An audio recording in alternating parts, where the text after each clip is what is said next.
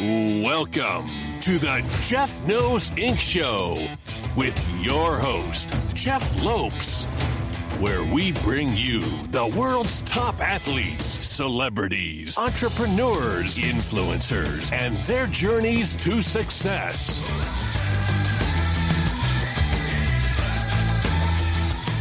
This episode is brought to you by the Trademark Factory. Owning trademarks is something that's close and dear to my heart. As I truly value knowing my brand's protected, I personally own 16 trademarks, and the first trademark I registered was in 2006 for my brand Kimoraware. What I find is a lot of individuals start a company, grow a brand, yet they never truly own the brand because they've never spent the time to register that trademark. And the worst part is you could spend all this time, money, and effort building your brand, only to find out you've been infringing in another company's brand and end up losing all that time, money, and effort.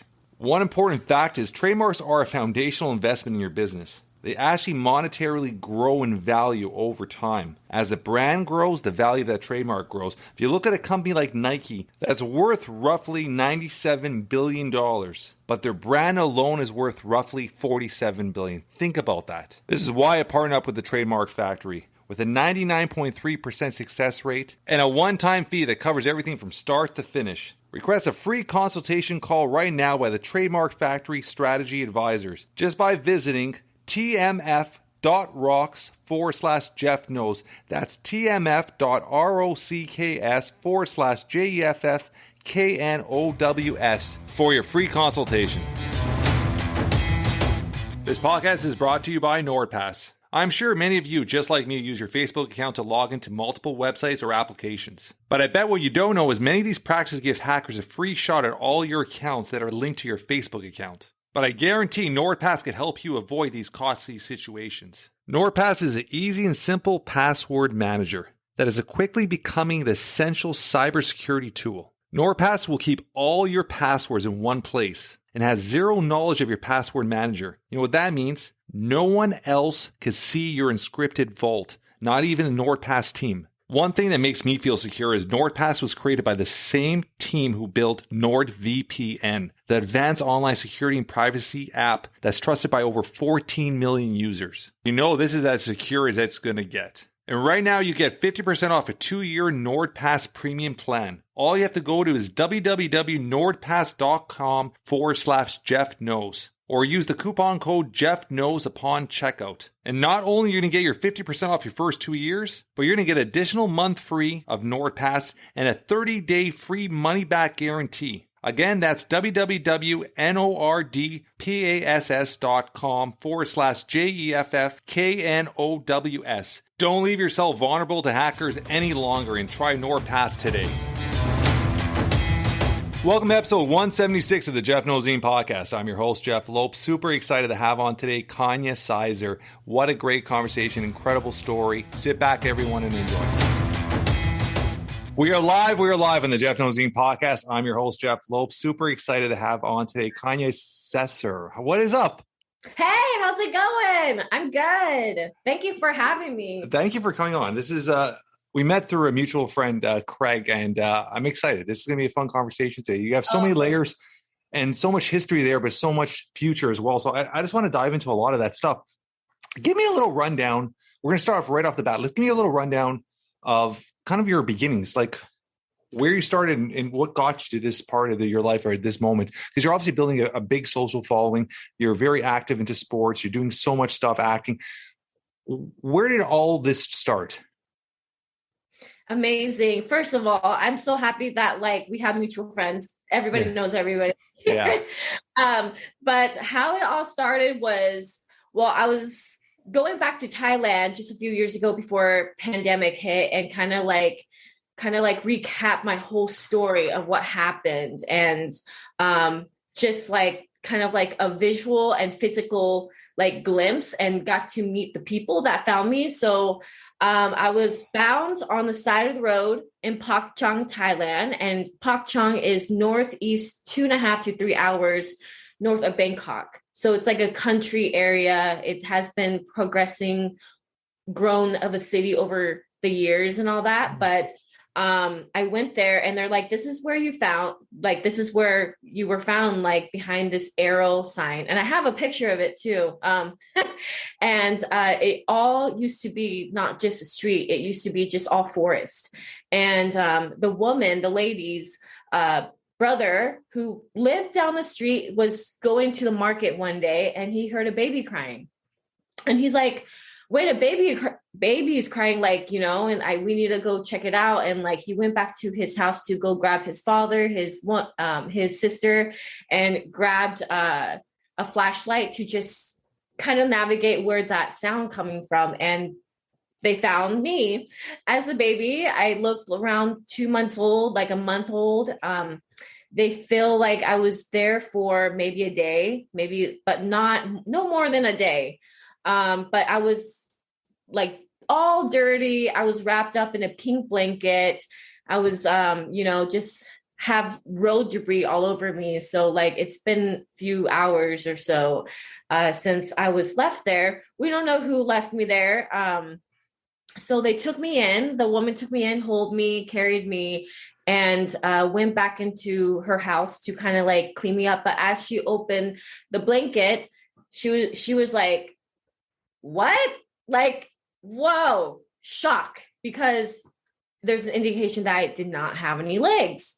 And she looked and searched for like, is there like an amputation? Like something like, like making sure like, oh my God, this baby doesn't have any legs. And there was no amputation whatsoever. There's no, I was just born this way. And she called the Pak Chang police and took me to the Sahat Thai in Pak Chang hospital. And that's when the nurses and the doctor's staff was also shocked too. Because in Thailand at the time, women and children be kidnapped and taken from their family because of like street stuff, meaning like kidnapped and then amputation, like amputate on whatever to become beggars for money. And recent of that year, that when I was found, there was another girl that was kidnapped, and she was kidnapped by a gangster in Thailand, and she got her right arm amputated to become a beggar. And once that got infected, the beggar just dropped her off, just like, I don't want you anymore because, you're no use to me in front of the hospital. And yeah, so that's one of the reasons why, like, I hear a lot of like stories when I went to foster home where I was found, like where I was at and all that, and I was raised, kind of told me that like, it's really important to just like make sure like what's the health of the baby when they're found, like what happened, and making sure like, but it's kind of sad, to be honest. So I was accepted in Sahat Thai hospital on September 13, 1992. That's not my real birthday. I found out my real birthday is actually in August. I don't know how, but my caseworker gets information, and certain type of information is classified kind of like secretive in some ways. Like she can tell a little bit, but she can't like say where she got it or like how she found it and where, so yeah. And I was raised by two major women nurses, Maid Chung and Maid Toy. They are the ones that kind of like, became my second mom in some ways, or my first mother's. Yeah, like, I was about to say that. Yeah.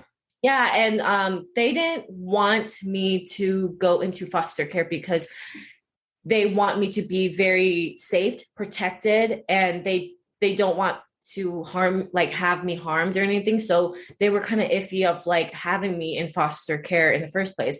They were thinking about just like living with them. I was living with them and went to their house here and there, but I was around really good people, like really good doctors, really good nurses that really like really was there to support me and help me and like wanted the best for me. And they're the one that actually wanted me to kind of like do things, be independent on my own. Like Mei Chang, she's like, tell me in Thai that like when I was younger, she wanted me to kind of like do things on my own, take care of myself. And she was the one that had a lot of like faith and like encouragement for me that like, yo, I'm going to start this little girl to become independent, and I'm going to give her a lot of love and support. But I want her to know that like, you know, she doesn't need to be baby. She doesn't need, just because she doesn't have legs, she got herself. And they've seen me climb and walk up on stairs and counters and stuff.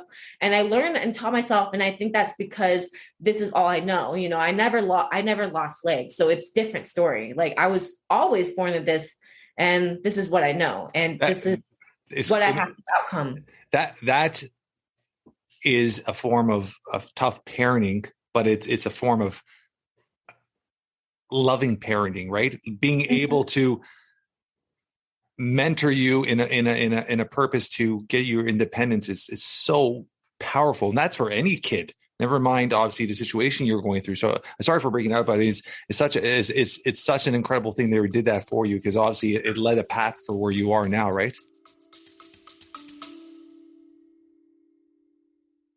Are you ready to unlock your full potential? I want to introduce you to the Fit, Healthy, and Happy podcast, a powerful resource to transform your life today. With expert interviews, practical tips, and inspiring stories, this podcast is your roadmap to lasting wellness. Here's what a listener has to say. I used to struggle with my health, but this podcast changed everything. It's like having a personal trainer, nutritionist, and life coach totally for free. With over 2,000 five-star reviews, we're a podcast you can trust. The Fit, Healthy, and Happy podcast, available now wherever you get your podcasts.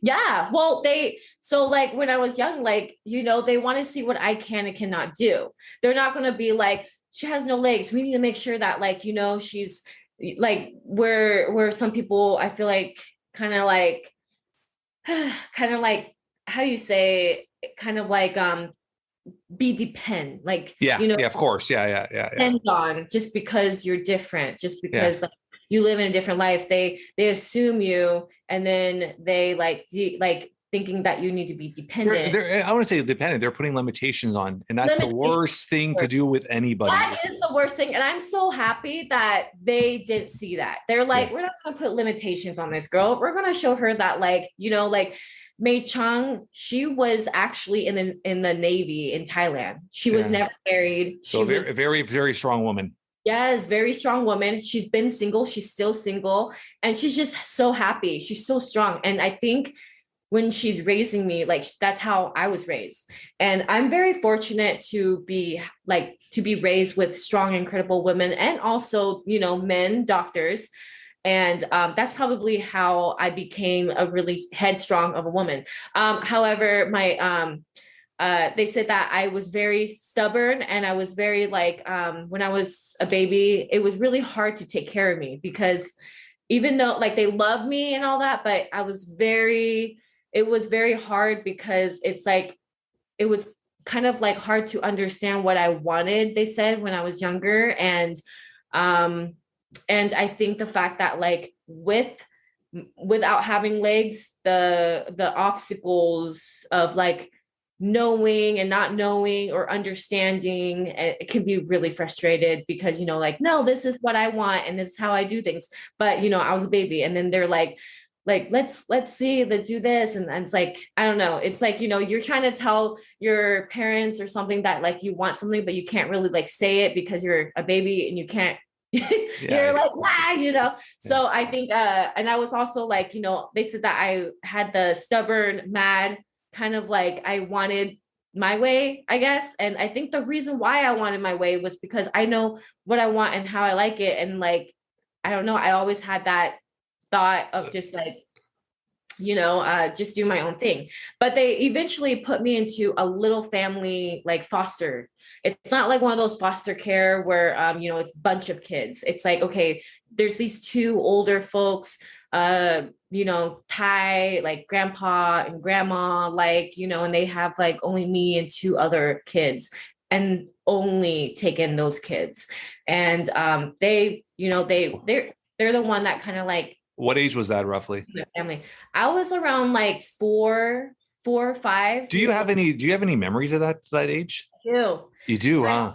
I have a lot of glimpse of memory of a lot of things. Like I remember, I fell off of a chair and landed on my face, and I like got two of my teeth broken. And I remember that before coming to the US, I had a lot of cavities because these nurses really gifted me with many different treats and candies and ice cream and really treat me well like a princess out there. And I had to like, be healthy before I can come here in America. And I remember like getting my teeth pulled. It was really bad. And I remember like, I was helping mothers in maternity care at the hospital in Pak Chong, Thailand. And I have pictures and show where I was always at when I was like 2 years old, 2 years old or one. I always like comforted the mothers before they like gave birth, or like they said that, Kanya, you used to come into the maternity and you used to like sit and with the women that has their babies or about to give birth, and you were like comforting them, and you were observing the doctor of how he does stuff, and you were like, no, this is not how you do it. I remember like, this is how you do it and stuff like that. And it was just like really cute because that's what they told me. They said that I was always helping the nursery, the babies, the mothers, and telling what the doctors did was wrong. Like, because when I was a baby, I was like remembering, because they said that like I would always be there and I would observe the doctors of how they do stuff to the woman to get ready for the pregnancy. And then if the doctor does something different, I'll be like, no, that's not how you do it. And that's what they told me. And I remember, so when I was around 5 years old, or 5.5 to 6 years old, actually 6.5 to 7 years old, I think. That's when my mom from my adopted mom from Oregon came out to Thailand and wanted to adopt me. So before she had a consideration of accepting of wanting to adopt a child, she had like 3 miscarriages and she really wanted a girl. And so she talked about it for years to my, adopted father, and said that, like, what do you think about like, adopting? At first, it was kind of like, okay, well, whatever you want. But when talking to my brothers, they were not happy. They were, well, one of them was like, oh my gosh, yes, I would want to adopt like a sister, and then the other one was like, I don't care. It's yeah. And so came to adoption, and she saw me. She said that she saw a picture of me in a Thai adoptees Holt Thai magazine, and she's like, wow, like I want this, and she came to the foster and she saw all the other kids, and but she saw me and she's like, you know what, I see potential in her and I want to like get her, and like, I don't know, maybe the universe is like, no, this is meant to be, like, she's going to do amazing things. Like, and also it wasn't just because like, oh my gosh, I need to get her because I feel sorry that she has no legs. No, it was like true unconditional, like love, like wanting to just get me. And I was cute. And like, I even asked, and she's just like, I don't know, I just feel like you just fit in and be part of the family. So I got you. And so yeah, and I remember the first time, like they told that they had to tell her that like important things that, certain words in Thailand that she needs to remember, and she had to go to classes and certain type of learning to get somebody who's international, like from a different country, before you can like adopt, because you need to know what they want, like language, and there's a lot of stuff. But the thing is, I was half off, half joke, half off because I'm half, but I was actually half off from the state because, I was disabled, well, in their eyes, physically disabled. And they want to kind of like, and I was older, like usually parents doesn't want to adopt kids that are around 5.5 to 6 year olds. They want babies. So I was fortunate to like leave, and I'm very fortunate. Like this is why I'm saying, like, I feel like I'm very fortunate and lucky to have what I have, like I didn't know who my birth parents was. So it doesn't really matter because I don't know them. So there's no attachment. I never want to know them. I don't care for them because like, I don't know who they are. They're strangers to me. And the only important thing of who matters is like my parents, like the people that raised me and like gave me all love and support. So my mom took me and went to Oregon, and it was hard. It was kind of hard, like couple years or so, because I only spoke Thai. I don't know who these people are. They were white. They look different. I'm in a different like country, and I'm just like, what is going on? And like, I'm like, where are my people? Like, wait, why are you guys speaking a different language? And why do you guys look funny? Like, you guys aren't dark skin and dark hair, and and you don't look Asian, And so I was just like, who are these people? And but my mom was very patient. Like my mom kind of like took time, but it was frustrating for her. There was times where she cried because she felt like she wasn't strong enough to like handle it, because like they warned her that I was very stubborn and very hard to take care of. I don't know why, because they said that because I have certain things that I want to do, certain things of my way ever since I was little. And I feel like maybe I had an old soul where like I've lived once and like I knew what I wanted, and I'm like, okay, I'm living again, so I know exactly what I want. So, let's get on it. But I'm very fortunate for my mom, Jane Sesser, and Dave Sesser. It was actually harder to have a relationship with my father and the guys.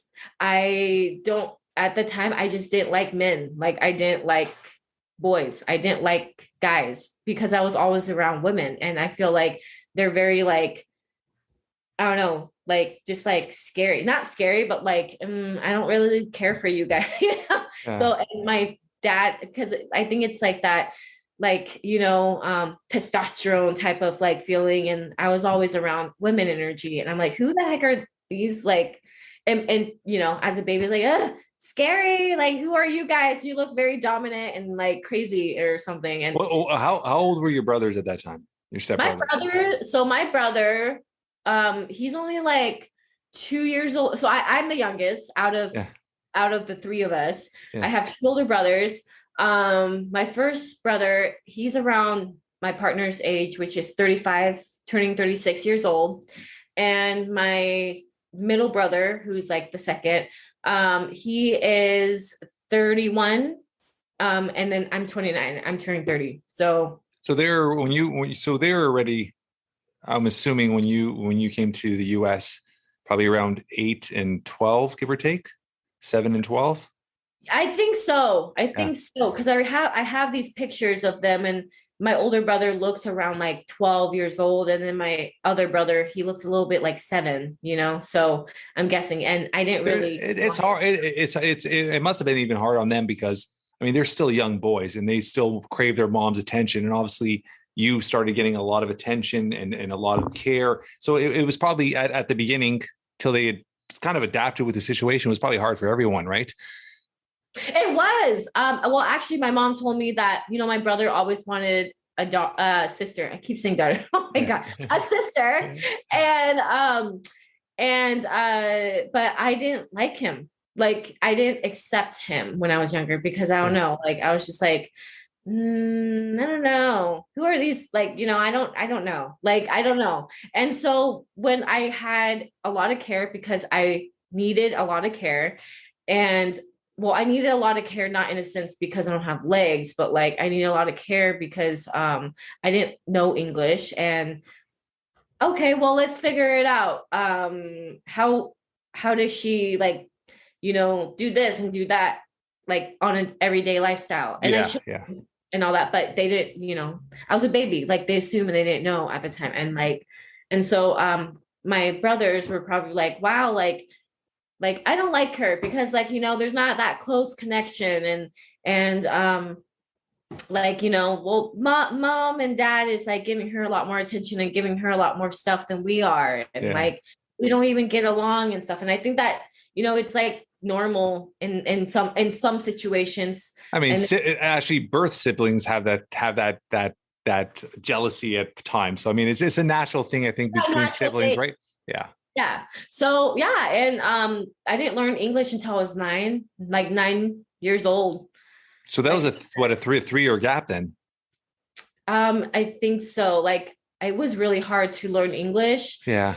High to English, and I just didn't get the context, grammar, and like certain type of, I just wished I could just still have my Thai, because obviously it sounds like I can speak fluent English now. But like back then, I just I cried when like I didn't understand how to say certain words, or like how to kind of like put everything grammar. So school was hard in that situation. Yeah. And not just that, but like, imagine like you're in a different area, like you're the alien out of like everything and everybody, and like, and not just that, but you're also physically different. I didn't care that I was physically different. I was just like, oh, okay, cool. I don't have legs like everybody else. What's your first memory of school? I have a lot of memories of school, because I guess I loved school because I'm a very extroverted person and like I'm very nice. But everybody was curious about me. I mean, there were like stares, that's normal human nature, and I didn't care. Like I just la di da, Yeah. And they were really curious. Like I was never bullied in high school, ever, and that's what I'm saying. Like, I'm fortunate to have the life that I had. A lot of people want to be my friend because like, I was like, maybe because of my personality, like I glow. My personality is very bubbly and like, whoa, like a firecracker, and a lot of people say it. And I just like bring people in. So I think that's why, like, I was never really introverted. I'm just like, hey, how's it going? And when people ask like, what happened to your legs? I'll be like, oh, I was born this way, but watch, I can do push-ups and I can do this. And I guess my mom says ever since, I love to show off and show people that anything's possible, and that like, to change people's perspective and change their mind. She says, I always love a challenge, and I love to get into people's heads by like, oh, you don't think I can do that? I'm gonna show you. So I was like, my fire in me, because I'm a Leo, like I'll show you, and so yeah. And I was I did many different things, art and kind of like, cheerleading and stuff. And my mom actually built a playground at my elementary school so I can play with the rest of kids. Cause I used to have to roll my chair all the way up that hill onto the bark desk to just play with my friends. And she saw that because, she has to come to school and observe me, make sure I'm good, everything's okay. And she modified a lot of stuff at my school for me. She's like such a saint. I love it. Yeah. And not just that, but there's also an article that we saved. But she raised money of the city of Tualatin to help build a playground that can be on the lower surface area for kids in wheelchairs or disabilities or anyone to play, because she's like, oh, Kanya has to roll all the way up. I'm like, girl, I'm good. Like, I'm like, I'm fine. I don't care about my mom cares much. So she's like, I'm going to raise money and I'm going to do that. And she's like, yeah, I never like, who the heck, like you rarely hear these stories. We're like, yeah. So like when I was a mom back at the time, my days were, my daughter who doesn't have legs, I saw her playing in the playground, but she looks like she's struggling through the gravel. So I just like raise money and build a playground. Build a playground. Like you don't hear that, So yeah, she's an amazing mom, and she had to go to school again to kind of like, and she also did like go online and kind of like research about like, okay, what does she need? Okay. So when I came, I didn't have a wheelchair because I always walk on my hands and I liked it. Like I don't like, I walked on my hands and I don't like being restricted. So I rarely use my chair. I mostly walk on my hands and like, use my skateboard a lot. And so let's talk about that. What was your first interaction with the skateboard? What age were you? So I was 9 years old. I was like, I was in middle school. Oh wait, no, was I middle school? 9. That's elementary school, right? Yeah. Elementary school. Yeah. But So when I was 9, that's when I started skateboarding. I saw skateboarding through friends of mine where I was just like hanging out in the cul-de-sac of our house. So I was raised up in a upper higher class. So we lived in a really nice place in Oregon. And I had these friends of mine that were neighborhood kids, and we would play and be like, what kids do, like, kind of like things that like we're growing. And to be honest, back in my day, sorry, but like I never watched TV. Like there was TV, but I never had to be honest, I never had a cell phone until I was like 17. Like I was always outside, but that's when I found skateboarding was 9. And I just like, oh my God, I want to try to skateboard. So I hop on my friend's skateboard because we were just hanging out outside. And it was actually her brother's skateboard. And I'm like, oh my God, this is amazing. And I like, it's like a muscle memory where you just go on it and you don't think about how you should do it and you just go for it. And I think that's always been my mindset ever since I was a kid. So I was just like pop on the board and just like, and I was just like, oh, I want to know what it's like to go down the hill. And I figure out that, and I was like, oh no, car. And I just failed and like, went on the side of the grass. But like, I was like, oh my God, I love that. I want to get my own skateboard. So my mom got me a skateboard, and I was like, since I was 9 all the way up to high school. And now like I go to my local skate park in Tualatin, and every time after school I go to the skate park, and I just like, yay. And all the kids would be like, whoa, what?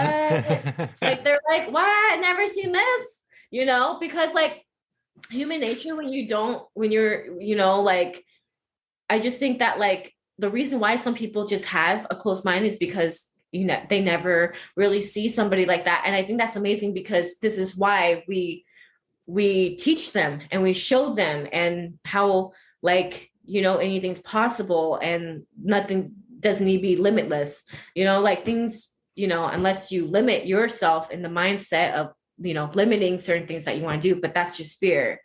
So so I just like did my thing, and I learned new tricks of my own to kind of like see what I can and can't do. And I loved it. And then that's when I found surfing, because somebody at the skate park was like, do you want to come with us surfing? And I was like, yeah. And this is by the time I was 12 to 13 years old. Yeah. And I was like, yeah, definitely. And so I went surfing, and then it was amazing to surf with a pro surfer who's actually in Huntington Beach now and all that stuff. She's from Huntington Beach, and she taught me how to surf. She's like the #1 like champion of longboard surfing, and she's like 65 now, but she still surfs. Yeah. And I love the water, but surfing is not my first sport that I like because like it's I can swim a lot, and I started swimming since I was a baby, like with a floaty and all that. But it takes a lot through a current, because you have legs to float, but I need my arms and my body to flow, and so it takes a lot more energy, a lot of energy out of you, because the current against you, and you're like and so you're like I need to so I can only go a few times on surfing, like on a board, but it's always fun when I go in it. I just rather just like I always have people out there just in case and all that stuff, but I don't really surf as much as I do skateboarding and mono skiing. And that's also how I found mono skiing and snowboarding. And I had like skis, and I went down the hill, went on my first like Black Diamond and Timberline and Hoodoo, and it was really fun. And I was like, what age, how long ago was this? This was 9. I found this around 9-10 years old. Oh wow, okay. Even the skiing? Yeah, I had instructors. So I had instructors, like my parents paid for instructors for me to go. So I have like, finger, like 3 fingers on this side, and I used to have a web fingers on this side. And so I used to get surgery on this, and I went to the hospital for kids. It was what's it called? The Shriners Hospital. And Shriners Hospital was the one that showed me the monoskiing team, the Oregon Adaptive Sports team. And so Shriners Hospital besides being a hospital for kids, they also have like sponsorships and different things for kids with differences or different disability and just different activities that kids can do. And that's where my mom found connected me to, you want to go like, skiing. And so that's how I got into skiing. And she's like, I got you. Let's do it. And that's also how I started track racing, and I didn't realize that I was going to be super good at it, where I almost made it to the Paralympics. Like, I was in the Paralympics and did sled hockey and did wheelchair basketball. I was like training 7 days, like for 7 days.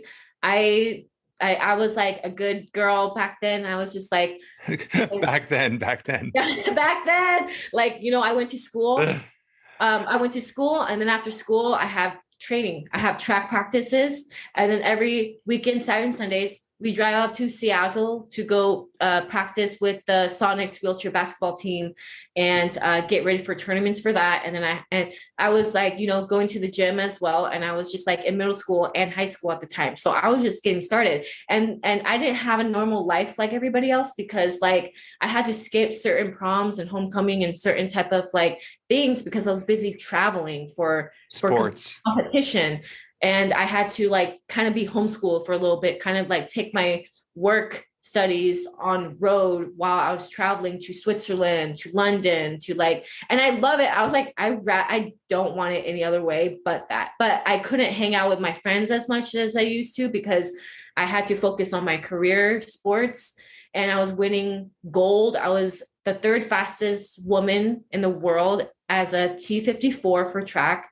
And I was competing against Tatiana McFadden, Chelsea McClammer, and I know Eric Hightower. He was the one that kind of like, I remember like training with him and all that stuff. And a lot of my track friends and scout and all that. And it was really incredible because I won the 100, the 200 meters. I got gold in that. I got gold in the 400. I got gold in the 800. I got gold in the 5K, which is long distance, like around 5K. I think that's around like 12 laps.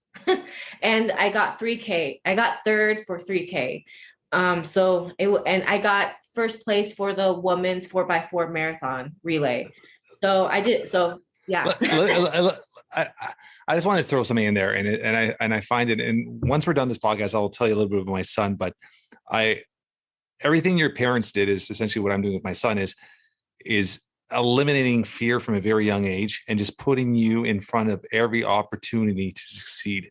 And by everything they did for you, and I'm just, as a parent, my kids are 14 and 16, my daughter's turning 16, is essentially what your parents did for you. Essentially is put them in every type of sport, give them every opportunity to succeed, even if other avenues have kind of try to push them away through a disability or through a different situation, right? So I love how your parents, they could have been the opposite. They could have been very protective.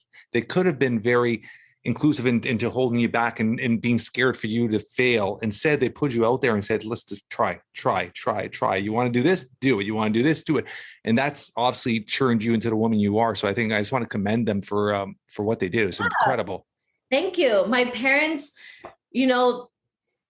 so my older brother is autistic. So he has a disability as well, but can't really see it. And so I think that also like, okay, I have an autistic, that's different than physical, Yeah. But I think raising my older brother, of him being autistic, that's how they kind of grasp into like, let's try this, let's try that, let's get him to do, and so they probably learn throughout time. And then when they got me, they're like, let's do the same thing, but this is physical, so it's different. Yeah. So I think, and also my mom, she's Christian, and she now calls herself, she's the love of God. She's like, I'm not really religious anymore. I'm just like more like love God. She can like, read Arabic, and like she likes to learn and study new things as well. So I think the way how she is, like I'm lucky to have her because the way how she is reflects on how she taught us to live life. Yeah. I feel like if she was more closed-minded and all that, maybe or maybe not, this opportunity wouldn't happen. Who knows? You know, but I'm just lucky to have the family that I have because all the stars aligned in the right direction. Everything happens. I'm a strong believer everything happens for a reason. Yeah. Like she raised money. Like she literally raised a lot of money for me to get to the Paralympics, like for me to get to do the stuff and go travel. And she travels with me and stuff like that. And she's like, so amazing. Yeah. It's freaking crazy. And amazing. Yeah. Not just that, but like, she actually helped me kind of like get started on my college. I went to University of Arizona so I can be closer to track training. And I was also in rugby that time. And I only they told me I have to pick one sport. I'm like, what? No, that's stupid.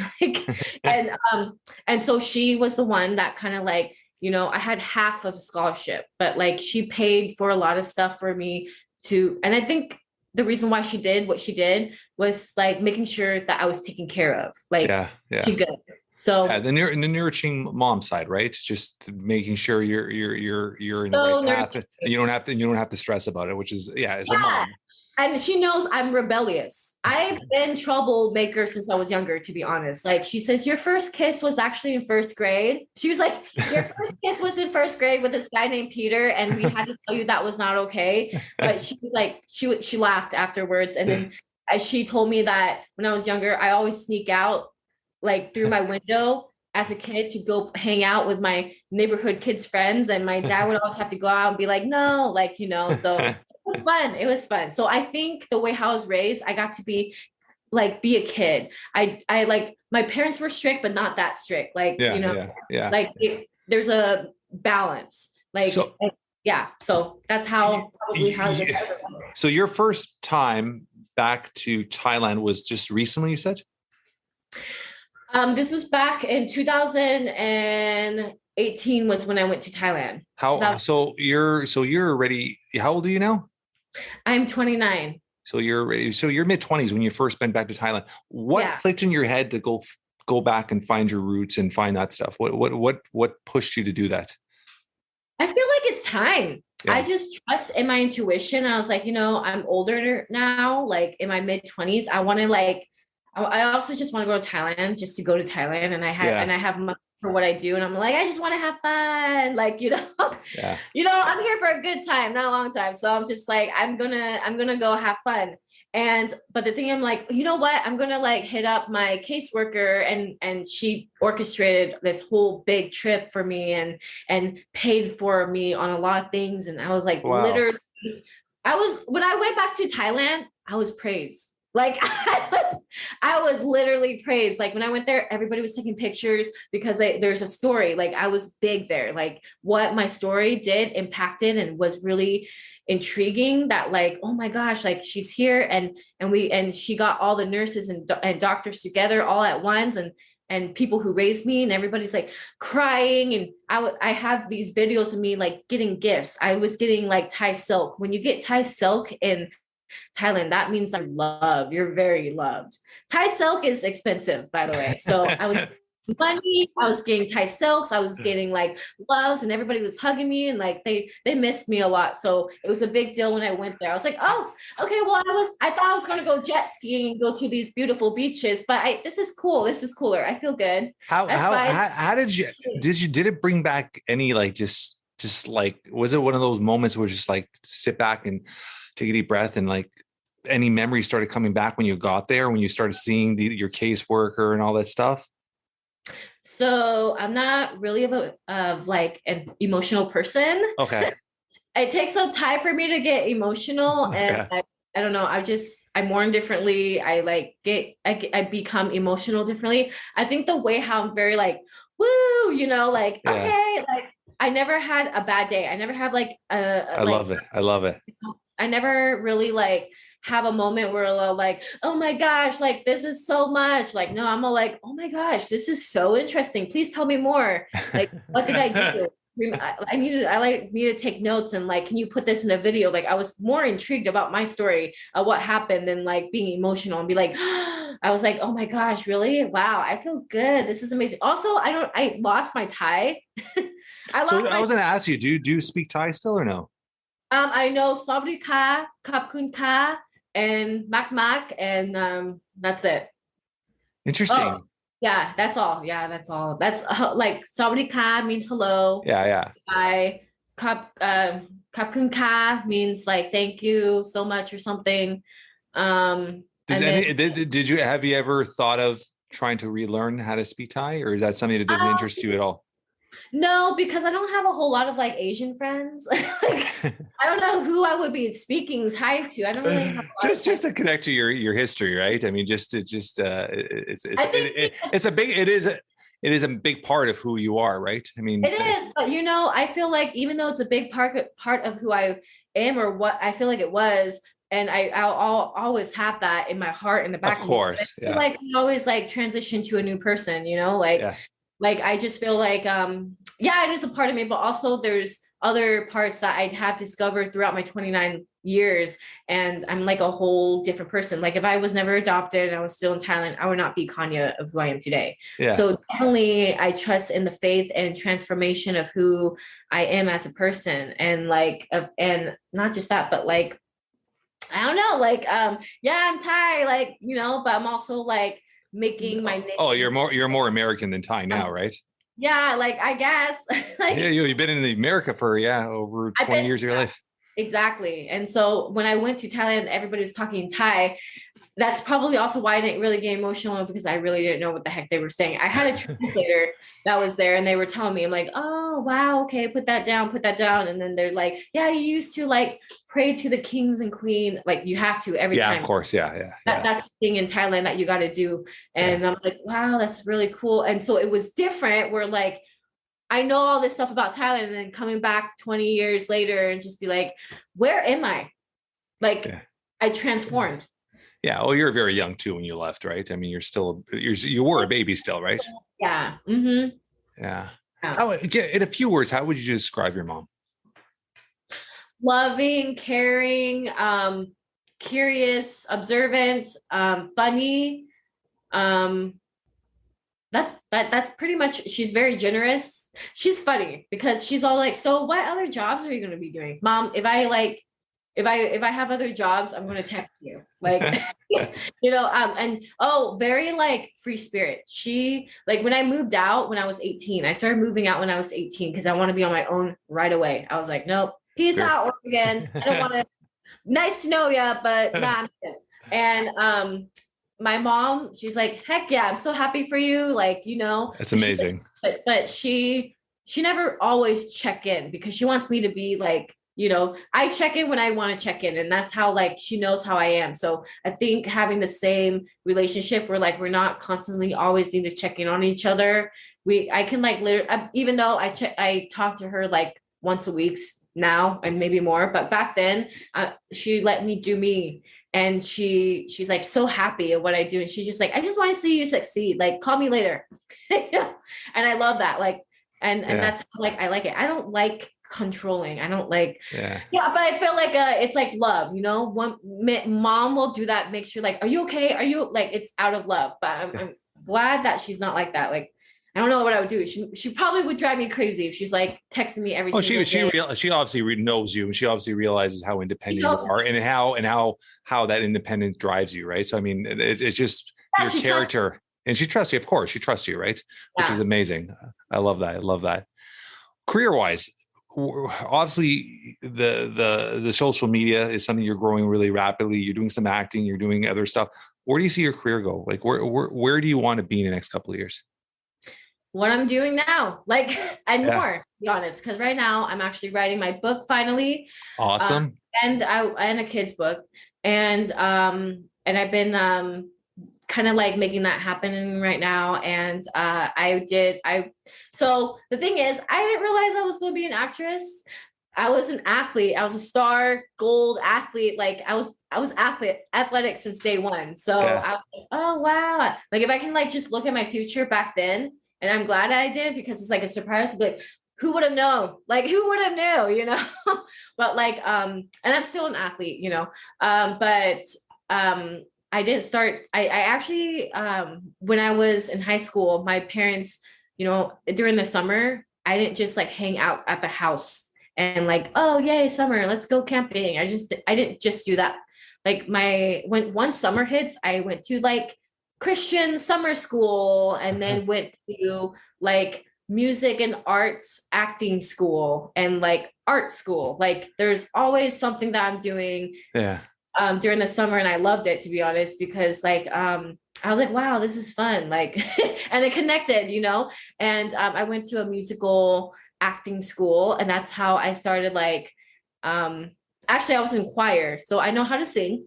Good. But it's something that I mean, I'm really, my family says I'm a pretty good singer, but I'm like, no, I'm good. Like that's I started singing since I was like 5 years old.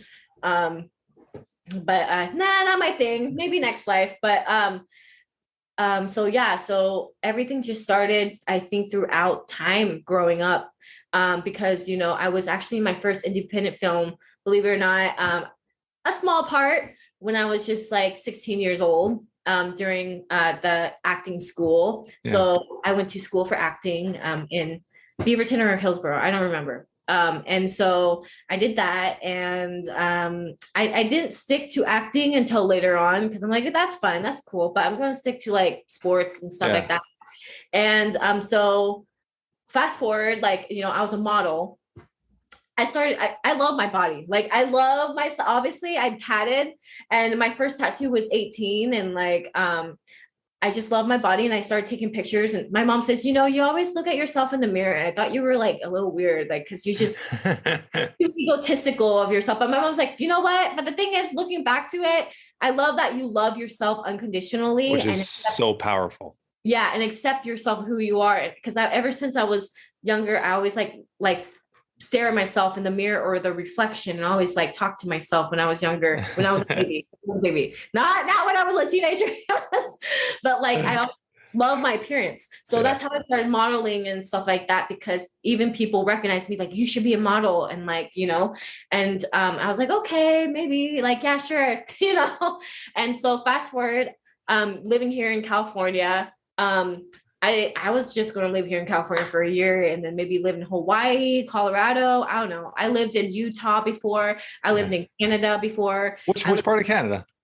I lived in Vancouver, BC. Yeah, beautiful. Yeah, BC. Next, we won't go into that, but like I don't really like. I mean, it's beautiful up there, but it's too cold. Like it's. And BC is not even cold. I mean, I'm from Toronto, Canada. It gets cold here in the winters. BC is actually, I mean, their winters is usually rainy and overcast, and I mean, Toronto, it gets cold here. I don't know. I think 65 to like 70 is cold, so I like it hot. Yeah. But so I live in many different places, and that's how I found acting. Actually, freak show. I used to work at the Venice Beach Freak Show, and at the time, you know, I was going through things like discovering myself in my early 20s, and you know, my best friend passed away from overdose, and I was like helping her with that. And then I was just skating one time at the freak show, just thinking about life, and be like, oh God, I'm stuck. You know, I had that moment where like, I'm stuck. Oh my God, what should I do? But like, I didn't panic. I was just like, just thinking about, okay, that didn't work out, because like I retired track after I left Arizona to go to California when I was like 21, you know, 21, 22. Actually, I was 22. Yeah. And the reason why I quit track was because I'm like, I'm bored of this. Like, been doing it for 16 years. I'm good. Like, you know, and so went to California, saw Todd Ray at Venice Beach Freak Show, and he was like, come see the two-headed turtles, the fire eater, the sword swallower, the smallest man in America. And like, I crossed by with my skateboard, and then he stopped, and he just like, look at me like this, just like slowly be like, what? And I came by again, and he's like, hey, you. With his microphone, he's like, hey, you, come over here. And I was like, okay. And he's all like, you are so incredible. Hey, here's my card. Like, you know, and I'm like, okay. And it's like, would you ever want to work at like a circus? I'm sorry, something. Like in my head, I'm like, no. I like at the time I was like looking at the word freak, and I was like, I don't know about this. This doesn't seem like Kanya. Like freak, I'm not a freak. Like, like I was in a different mindset and stuff. Yeah. And he's, well, whenever, think about it. So a year went by, and not a year. Yeah, around a year went by. I was like 23 or something, or I forgot. But like, I was like, oh man, I don't have a job. Like, I don't have a job. Like, I need money. Like, And I mean, I got my parents like some of their inherited, like, a little bit of money. Yeah. Not, but like, I'm all like, I need to do something with my life instead of skateboarding and like, and but during the time as well, people recognize me and be like, oh my gosh, you're a skater. I want to interview you during the time of before working at the freak show. And so I was like, hey, I'm going to try it out and see if I like it. And I loved it. I never thought I had an emo, like dark side to me as well. And I think like the thrill of just being with like incredible, talented, like, like really amazing people with many different tattoos, piercing. They're so open-minded, and Yeah. and I feel like I was kind of being closed-minded at the time, to be honest. Yeah. I feel like if everything that I do, I was being closed-minded to myself at the time to not, discover new experiences that I like. Sometimes you got to get out of your comfort zone to explore different journeys, to kind of like find yourself, and get that. And that's how I got to be connected to Todd Ray, who connected me to Chevelle, which is I did a music video for them, and they're pretty big. The Killers, everybody knows. Yeah, of course, yeah. I do music videos with them, Smashing Pumpkins. Oh, wow. I got these amazing, incredible people, and I got connected to my friend Charlotte, who's dating, from my friend Charlotte, who helped, was connecting me, and we're friends, and we're in this group. But she's dating John Lennon's son and all that. So I'm connected to all these incredible people who knows people. It's all about connections. And so I started building myself, and then Hawaii 5-0. I was in Hawaii 5-0 came and be like, Todd, guess what? I got accepted into a Hawaii 5-0. They want me to go in 2 days and fly out there in 2 days to do this like thing. And I nailed it. I nailed my first big acting gig, and they loved it. And everybody got emotional after they saw it. And I was playing Ruby Valera, who was a surfer. And it was like just a fun time living in Hawaii, filming it. And then after that, I was in Code Black. So the next thing came to the next thing, Code Black. And then I met my other friend, Louis Guzman. Everybody knows Louis Guzman, and my other friend who was in Code Black, the main characters, and I got to connect with them, be friends with them. And then after that, I got connected to Young and Reckless, because I still skateboard, and connected to my best friend, Oscar, who connected me to the Ryan Sheckler Foundation. Got to be friends with Ryan Sheckler since 2015 and all that. And so then I got The Walking Dead, Fear of the Walking Dead. And then I got to be in Babylon with Tobey Maguire, the Superman, Spider-Man guy. We'll be out December 25th, 2022. So watch that. And so you're busy, huh? Yeah, I'm busy. And then I couldn't buy, this is amazing. Yeah, I'm actually I working right now with one of the directors and producers for another movie that actually is really big for me. I'm the main character with, and her name is also Ruby. And I have been working with the director who's willing to work with my quote unquote disability, well, me not having legs, because most of the brands and people, they want somebody who's an amputee but wears prosthetics. They want to work with somebody who is an amputee but who can wear prosthetics. Well, I don't wear prosthetics, and no, I'm good. I don't, and it's kind of hard sometimes because I'm all like, well, I think you need to understand different disabilities, because just because we have similar disabilities, that does not mean we are the same. We are the same. Yeah. Don't judge disability as a same visibility and all that stuff. So it's one of those things where, And so I finally connected to a director that was like, you know what? The original, I can talk about it, by the way. The original, script that we want to do was about Ruby wearing prosthetics. And it kind of reveals her what, everybody want to know what the heck happened, because this is puzzling everything together for the audience to a mystery, type of thing. And and kind of a dude, kind of sad, happy, all emotions, all energies. And they wanted to like, you know, have this create, but I'm like, just so you know, I don't wear prosthetics. So unless we can like figure it out, I'm down to do it. But if you want somebody else, I know people and they're like, no, we want you. You know what? We're going to change the script. I'm going to literally the writer, the director, and the producer changed the whole script. So awesome. I could just be in it. And I never had that, you know? Yeah. And so I'm excited because I'm going to be flying out to Canada and living there for a month and a half or 2 months. In which part of Canada? We don't know yet. So we're still trying to find. They do a lot of filming here in Toronto, Canada. So much things are happening. The thing is about this film is that it's going to be by a lake and the mountains. So we want to resonate the whole scene, you know, when you know, you don't just like do it to do it. You don't just like, oh, I'm going to act, I'm going to do that. You gotta be in this serene area or like be in this area where, you know, the movie is going to take place. You have to prepare yourself as an actress or an actor to kind of like get into it. It can't just be anywhere. It has to be like, you know, how the script is. And so I've been working with that and I'm excited. It should be out 2024, 2023, 2024. I don't know, but I'm excited because this is going to be the second time that I'm going to be out in theaters. It's pretty awesome. I never had myself out in theaters, but it's about Jack and Ruby. And Jack, you know, Ruby doesn't find out till later that Jack was the one who killed her 2 sons. And are you allowed to be giving this all up in the movie before? Yes. You just gave up the whole movie.